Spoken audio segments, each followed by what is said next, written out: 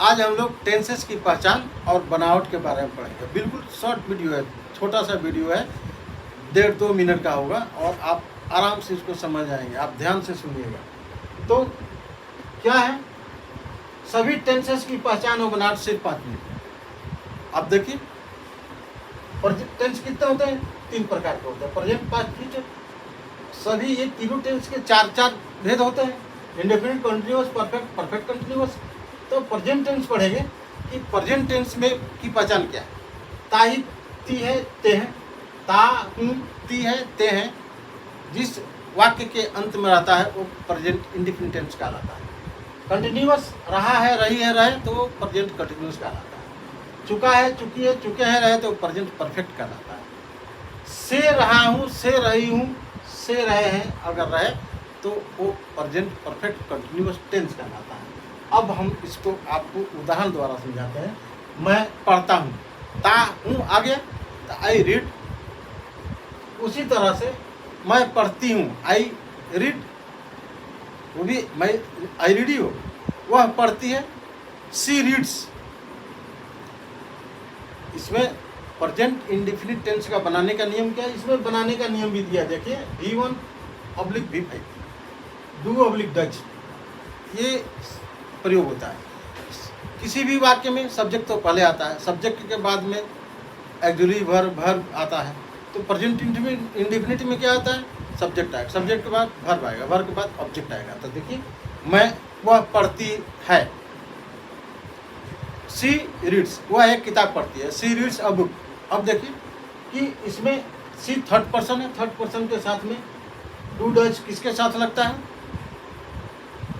Does V5 क्या किसके साथ लगता है? SCIS फॉर्म को कहते हैं V5। वर्ब के 5 रूप होते हैं, 5वां रूप क्या है? एस फॉर्म है, SCIS फॉर्म। तो इसमें प्रेजेंट इंडेफिनिट टेंस में सब्जेक्ट प्लस वर्ब होता है और वर्ब में सब्जेक्ट के अनुसार SCIS लगाते हैं। अभी किस सब्जेक्ट के साथ लगाते हैं? केवल थर्ड पर्सन सिंगुलर नंबर के सब्जेक्ट के साथ वर्ब में SCIS लगाते हैं। बाकी आई, वी, यू और दे के साथ में वर्ब में SCIS नहीं लगाते। तो she reads a book, I read a book, मैं एक किताब पढ़ता, आई रीड अ बुक, उसमें एस नहीं लगा। तो इसमें जो है ये बनाने का है। रहा हूँ, रही है, इसमें क्या है? एम, आर, इज का प्रयोग होता है और V4 ING फॉर्म होता है। जैसे मैं पढ़ रहा हूँ, I am reading a book, एक किताब पढ़ रहा हूँ, मैं एक किताब पढ़ रहा हूँ। तो इसमें आई के साथ एम होता है, वी के साथ आर होता है, यू के साथ आर आता है, दे के साथ आर आता है। Third person singular number subject के साथ में ईज का प्रयोग किया जाता है और V4 रहता है, ING फॉर्म लगाया जाता है। तो ये हो गया इसके बनाने का। परफेक्ट का उसी तरह से मैं चुका हूँ, मैं खा चुका, आई हैव ईटन। इसमें क्या है कि लिखा है V3 हैज, अब लिखा है हैज कहाँ होता है? थर्ड पर्सन सिंगुलर नंबर के साथ, यानी ही, सी, इट एंड नेम के साथ में हैज का होगा। बाकी आई, वी, यू और दे के साथ में हैव का प्रयोग किया जाता है। मैं खा चुका हूँ, I have eaten. Third form of the verb, इसमें third form, fourth form of the verb रहता है। इसमें V1/V5 दोनों का प्रयोग होता है और इसमें परफेक्ट में V3 वर्ब का थर्ड फॉर्म होता है। तो इसमें चुका है, चुकी है, चुके हैं, जिस वाक्य के अंत में आ जाता है वो समझिए कि परफेक्ट टेंस है। मैं पढ़ चुका हूँ, आई हैव रेड, मैं किताब पढ़ता, I have read a book, I have read a book. तो हैव लग गया और read third form of the verb आ गया। मैं लिख चुका, मैं किताब लिख चुका हूँ, I have written a copy, लिख चुका हूँ, मैं किताब लिख चुका हूँ, किताब लिखता, I have written a book, I have written a book. तो आई के साथ हैव हो गया, written third form of the verb आ गया। अभी वह किताब लिख चुका है, ही हैज आ जाएगा, हैव नहीं आएगा, हैज आएगा, यानी third person singular number subject के साथ हैज का प्रयोग किया जाता है।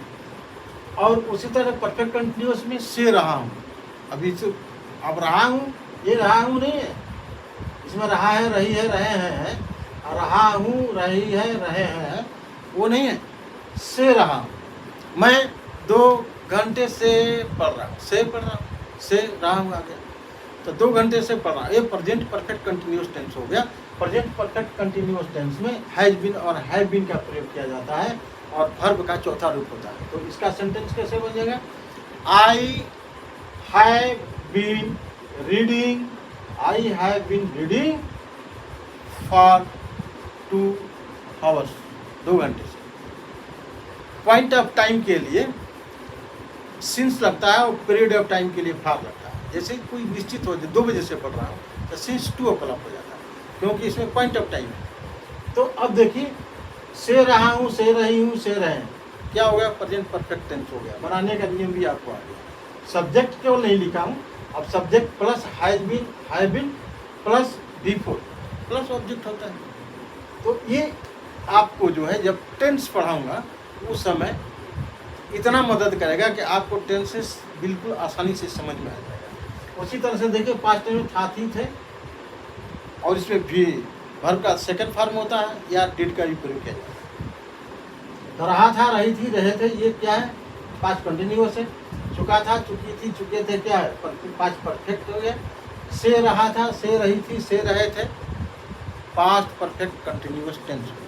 जैसे उसका मैं 2 घंटे से पढ़ रहा था, मैं 2 घंटे से पढ़ रहा हूँ। I have been reading for 2 hours. इसमें क्या हो जाएगा?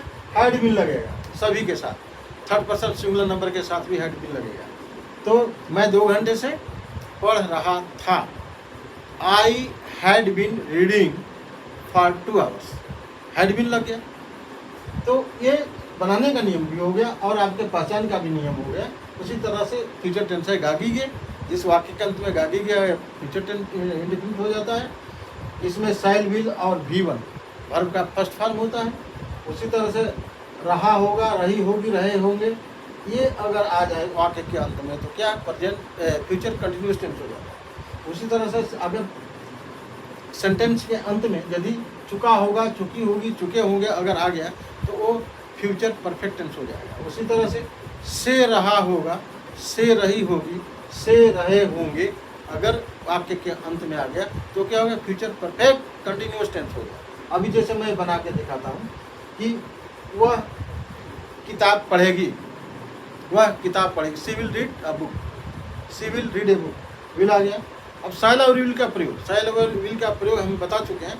शैल का प्रयोग आई और वी के साथ किया जाता है, बाकी सभी सब्जेक्ट के साथ, यू के साथ, ही के साथ, दे के साथ विल का प्रयोग किया जाता है। तो ये गागीगे आ गया, मैं किताब पढ़ूंगा, आई शैल रीड अ बुक। अब मैं किताब पढ़ रहा होगा, अब जब क्या हो जाएगा? शैल भी आ जाएगा और क्या हो जाएगा?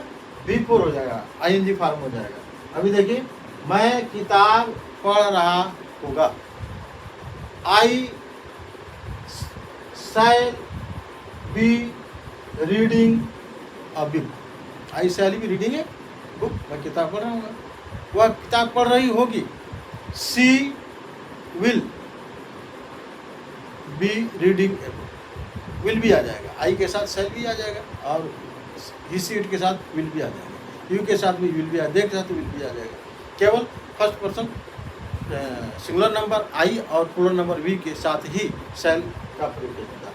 उसी तरह से perfect tense, future perfect tense, चुका होगा, मैं किताब पढ़ चुका हूँगा, मैं किताब पढ़ चुका हूँगा। उसमें क्या है? शैल हैव का प्रयोग होगा, विल हैव का प्रयोग होगा। शैल हैव आई और वी के साथ शैल है, बाकी के साथ विल है, और इसमें third form of the verb होगा। अब देखिए, मैं किताब पढ़ चुका हूँगा, I shall have read a book, I shall have read a book, बिल्कुल सिंपल है। से रहा होगा, से रहे होंगे, से रहे होंगे, वही फ्यूचर परफेक्ट कंटिन्यूअस टेंस हो गया। अब मैं बताता हूँ कि तुम लोग 2 बजे से पढ़ रहे होंगे, ये क्या हो गया? फ्यूचर परफेक्ट कंटिन्यूअस टेंस हो गया। से रहे होंगे आ गया। तो अब इसमें क्या हो गया? सब्जेक्ट तो पहले आएगा, शैल हैव बीन लगेगा, उसके बाद में will have been, shall have been I और वी के साथ लगता है, बाकी सभी सब्जेक्ट के साथ विल हैव बीन लगेगा और वी का फोर मतलब ING फॉर्म, क्रिया का ING फॉर्म लगेगा। तो अब क्या हो जाएगा? हम लोग 2 घंटे से चाहे 2 बजे से पढ़ रहे होंगे। We shall have been reading since 2 o'clock। यहाँ पॉइंट ऑफ टाइम आ गया, निश्चित दिया गया कि 2 बजे से पढ़ रहे हैं, सिंस 2 o'clock, इसीलिए यहाँ पर सिंस लगेगा। यहाँ पीरियड ऑफ टाइम रहेगा, वहाँ पर फार का प्रयोग किया जाता है। बाकी सभी जब पॉइंट ऑफ टाइम आ जाएगा तो वहाँ सिंस का प्रयोग किया जाता है। जब प्रीपोजिशन चैप्टर आप पढ़े होंगे तो उसमें बताया गया होगा कि सिंस और फार का प्रयोग कहाँ कहाँ होता है। तो यहाँ पर भी समझ लीजिए कि पीरियड ऑफ टाइम के लिए फार और पॉइंट ऑफ टाइम के लिए सिंस। जहाँ समय दिया गया हो, निश्चित समय दिया गया हो, वहाँ आपको सिंस का प्रयोग होगा।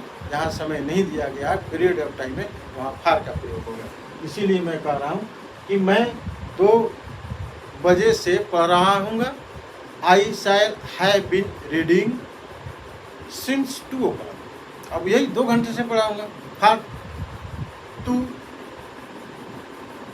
आवर्स हो जाएगा कि 2 घंटे से कितने बजे, भाई 3 बजे से 5 बजे तक पढ़ रहा हूँ कि 6 बजे से 8 बजे तक पढ़ रहा हूँ, ये नहीं निश्चित है। इसीलिए यहाँ पर फार का प्रयोग होगा।